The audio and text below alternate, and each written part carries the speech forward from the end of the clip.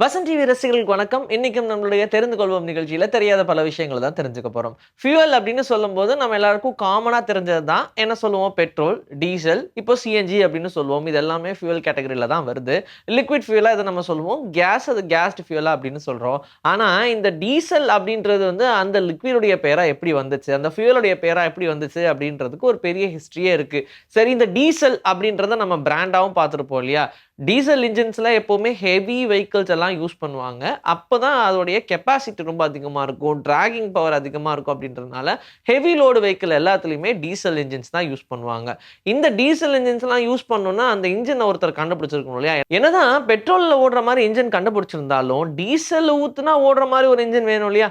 அப்படி ஒரு என்ஜினியர் கண்டுபிடிச்சிருந்தாரு. அவர் தான் ரூடால்ஃப் டீசல் அப்படின்றவர். அந்த ரூடால்ஃப் டீசல் அப்படின்றவர் அந்த இன்ஜின கண்டுபிடிச்சதுக்கு அப்புறமா, நெறைய வெஹிக்கிள்ஸ்ல அந்த என்ஜின கொண்டு வர ஆரம்பிச்சாங்க. அப்போ அதுக்கு ஊத்தக்கூடிய ஃபியூயல அவருடைய பேர்லருந்தே எடுத்து வைக்கலான்னு ரோடால்ஃப் டீசலா இருந்தது. அப்படியே டீசல் அப்படின்ற பேர் மட்டும் அந்த ஃபியூயலுக்கு வந்து இப்போ வரைக்கும் நம்ம எல்லாருமே அந்த டீசல்ன்ற பேர ஒரு ஃபியூயல் நேமா பயன்படுத்திக்கிட்டு இருக்கோம். நம்ம இப்ப சாப்பிடக்கூடிய டிஷ்ஷஸ் எல்லாமே கொஞ்சம் யோசிச்சு பாருங்க. இட்லிய எப்படி கண்டுபிடிச்சிருப்பாங்க? தோசைய எப்படி கண்டுபிடிச்சிருப்பாங்க? அப்படிலாம் கேட்டா ஒவ்வொன்னுக்கும் ஒவ்வொரு ஹிஸ்டரி இருந்திருக்கும். என்ன? நமக்கு அத பத்தி தெரிஞ்சிருக்காது. ஆனா இங்கிலாந்து, பிரான்ஸ் எல்லாம் அப்படி விடல. அதெல்லாம் யார் கண்டுபிடிச்சாங்களோ அவங்களுக்கு கரெக்ட்டான ரெகக்னிஷனும் குடுத்திருக்கு அப்படின்றது தான் உண்மை. அப்படி பார்க்கும்போது ஜான் மான்டெகோ அப்படின்ற ஒருத்தர் தான் சாண்ட்விச் அப்படின்ற ஒரு விஷயத்தையே கண்டுபிடிச்சாரு. என்னப்பா இதுல என்ன பெருமையா இருக்கு அப்படின்ற மாதிரி நீங்க யோசிக்கலாம். சாண்ட்விச் என்ன பிரெட், அதுக்கு நடுவுல அந்த ஒரு தக்காளி, வெங்காயம் இதெல்லாம் போடுறாங்க. இது ஒரு பெரிய விஷயமா அப்படின்னு நீங்க யோசிக்கலாம். ஆனால் இத வச்சு சாப்பிட முடியும்னு ஒருத்தர் முன்னாடி கண்டுபிடிச்சிருக்காரு பாருங்க. அது இல்லாம கான்டினென்டல் டிஷ் அப்படின்ற பேரும் இந்த சாண்ட்விச்சுக்கு இருக்கு. ஏன் கான்டினென்டல் அப்படின்னா, உலகத்துல இருக்கிற யாரா இருந்தாலும் சரி இந்த சாண்ட்விச் சாப்பிடுவாங்க. அது இந்தியன்ஸா இருக்கட்டும், ஆப்பிரிக்கன்ஸா இருக்கட்டும், அமெரிக்கன்ஸா இருக்கட்டும், ரஷ்யன்ஸா இருக்கட்டும், சைனீஸா இருக்கட்டும், ஜாப்பனீஸா இருக்கட்டும், இப்படி யாரா இருந்தாலுமே அந்த சாண்ட்விச்ச ரொம்ப ஈஸியா சாப்பிடுவாங்க. அந்த சாண்ட்விச்ல இருக்கக்கூடிய ஸ்டஃப் வேணா மாறிடலாம். வெஜ், நான்வெஜ் அப்படின்ற மாரி மாத்திக்கிட்டே இருக்கலாம். ஆனா, அது ஒரு கான்டினென்டல் ஃபுட் அப்படின்ற மாரி பேர் இருக்கு. இப்படி இந்த உலகத்துல இருக்கக்கூடிய எல்லாருமே சாப்பிடுற மாதிரியான ஒரு டிஷ்ஷா இருக்கக்கூடிய இந்த சாண்ட்விச் ஜான் அப்படின்றவர் தான் கண்டுபிடிச்சிருக்காரு. அதுவும் எப்படி தெரியுமா? இவரு கேம்பிளிங் ஆடிட்டு இருக்கும்போது அந்த ரெஸ்டாரண்ட்ல ஏதாவது டிஃபரெண்ட்டா சாப்பிடறதுக்கு இருக்காப்பான்னு கேட்டிருக்காரு. அவர் இல்லைங்க, அப்படி எதுவும் டிஃபரெண்ட்டா இல்ல. ஆஸ் யூசுவல் இருக்கிறதா அப்படின்ட்டு இருக்காங்க. சரி, நீ என்ன பண்ற? அந்த பிரெட் எடுத்துக்க, ஸ்லைஸா போடு. போட்டு அதுல அப்படியே கொஞ்சம் குக்கும்பரு, ஆரியா அப்படியே கொஞ்சம் டொமேட்டோ, ஆனியன் இதெல்லாம் வச்சு கொஞ்சமா மீட்ட ஃப்ரை பண்ணி அதில வச்சு எடுத்துட்டு வா அப்படின்னு சொல்லியிருக்காங்க. அப்படிதான் ஃபர்ஸ்ட் சாண்ட்விச் உருவாச்சா. சரி, ஒண்ணு ட்ரை பண்ணி பார்ப்போமே அப்படின்னு சொல்லி இவராவே ஓனா சொன்ன ரெசிபி தான். அதுக்கப்புறமா அந்த ரெஸ்டாரண்ட்ல அது ரொம்ப ஃபேமஸ் ஆக ஆரம்பிச்சது.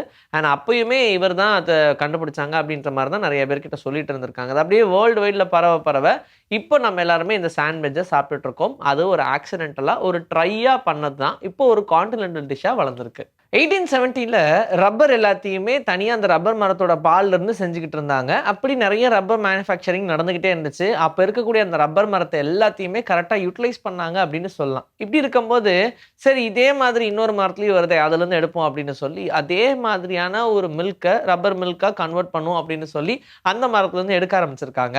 ஆனா, அத வச்சு ரப்பர் செய்யும்போது எல்லாமே டிஸ்ட்ராய் தான் இருக்கு. என்னடா இது! இத வச்சு ரப்பரே செய்ய முடியலையே அப்படின்னு யோசிச்சிருக்காங்க.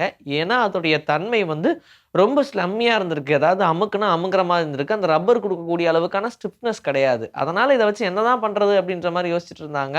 பட் யாருமே எக்ஸ்பெக்ட் பண்ணாத மாதிரி சூவிங் கம் அப்படின்ற ஒரு விஷயத்த இதன் மூலியமா தான் கண்டுபிடிச்சாங்க. பபிள் கம் அப்படின்ற ஒரு விஷயம் இன்ட்ரோடியூஸ் ஆனதும் அப்பதான். சரி, நம்ம எல்லாருமே சின்ன வயசுல இந்த பபிள் கம்ம சாப்ட்டுருப்போம். ஆனால் அது கண்டுபிடிக்கிறதுக்கு இப்படி ஒரு ஆக்சிடென்ட் தான் ரீசனா இருந்திருக்கு.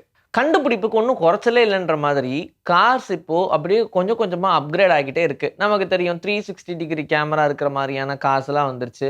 இப்போ அண்டர் கிரவுண்ட் வரைக்கும் பார்க்கலாங்க. நீங்க 90ல திருப்பிக்கலாம் அப்படின்ற மாதிரி வித்தியாசமான கார்ஸோட ஃபீச்சர்ஸ்லாம் கண்டுபிடிச்சுக்கிட்டு இருந்தாங்க. அப்கிரேடும் ஆகிட்டு இருக்கு. ஆனா இது எல்லாத்துக்கும் முன்னாடி நம்ம ஏர்லியரா போய் பார்க்கும்போது, கார கண்டுபிடிச்ச டைம்ல எல்லாரும் ஃபேஸ் பண்ணக்கூடிய ஒரு பிரச்சனை என்ன தெரியுமா? கார பார்க் பண்றதுல பயங்கர பிரச்சனை இருக்கும். ஏன்னா ஒரு கார் அங்கருந்து எடுத்துட்டு போயிடுவாங்க. 2 காருக்கு நடுவுல கொண்டு போய் ஒரு கார விடணும். அதுவும் இடிக்காம விடணும். எப்படி விடுறதுன்னு தெரியாம பயங்கரமான குழப்பத்துல இருந்தாங்க.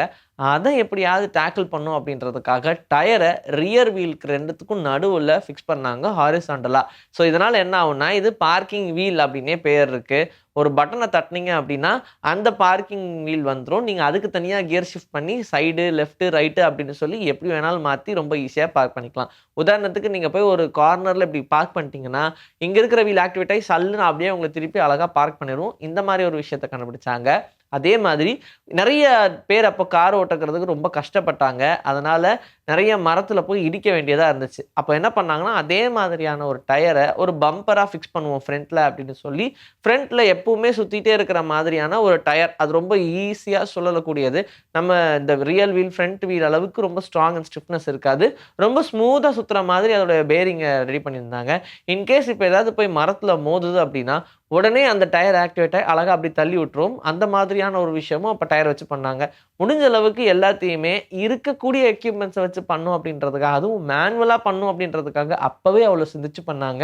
ஈவன் அப்போ இவ்ளோ டெக்னாலஜியும் கிடையாது. நெறைய பேரு இயற்கையா கிடைக்கக்கூடிய இந்த லெமன் ரொம்ப ரொம்ப நல்லதுப்பா அப்படின்னு நீங்க நினைப்பீங்க. இப்ப அது இயற்கையா கிடைக்கலாம். ஆனால் மனிதனால செயற்கையாக உருவாக்கப்பட்டது தான் அந்த லெமன் அப்படின்றது. ஆரஞ்ச் அண்ட் சிட்ரன் இந்த 2 ஃப்ரூட்டையுமே வச்சு ஒரு கலவையா ஒண்ணு ரெடி பண்ணணும் அப்படின்னு நெனைச்சாங்க. அது நெறைய ஜூஸியா இருக்கணும். இதே மாதிரியான ஒரு டேஸ்ட்ல இருக்கணும். பிழியறதுக்கு ஆரஞ்சு மாரி வசதியா இருக்கணும் அப்படின்னு சொல்லி, நெறைய யோசிச்சு லெமன் அப்படின்ற ஒரு விஷயத்த மனிதனாவே தான் உருவாக்குனாங்க. ஆனா அதுக்கப்புறமா அத அப்படியே விதை போடுறது, விதை போட்டு வளர்றது அப்படின்னு சொல்லி, நம்ம நாளடைவுல இப்ப பார்க்குறோம் இல்லையா? அந்த மாரி நெறைய விஷயங்கள் நடக்க ஆரம்பிச்சது. ஆனால் முதல்ல லெமன் அப்படின்ற ஒரு தேவை மனிதனுக்கு இருந்துச்சு. சிட்ரஸ் ஃப்ரூட்டா வேணும். ஏன்னா, ரொம்ப ரொம்ப சிட்ரஸா இருக்கிறத சாப்பிடவும் முடியல. ஆரஞ்சு ரொம்ப ஸ்வீட்டாவும் இருக்கு. இது 2ம் கலந்த மாதிரியான ஒரு கலவை வேணும், ஜூஸியா வேணும் அப்டின்னு தான் லெமனையே கண்டுபிடிச்சாங்க. இன்னைக்கு நம்மளுடைய தெரிந்து கொள்வோம் நிகழ்ச்சியில தெரியாத பல விஷயங்கள் தெரிஞ்சுக்கிட்டோம். இதே மாதிரி சூப்பரான கன்டென்ட்டோட உங்கள நான் வந்து சந்திக்கிறேன். Until then this is by from Vijayasri. Take care.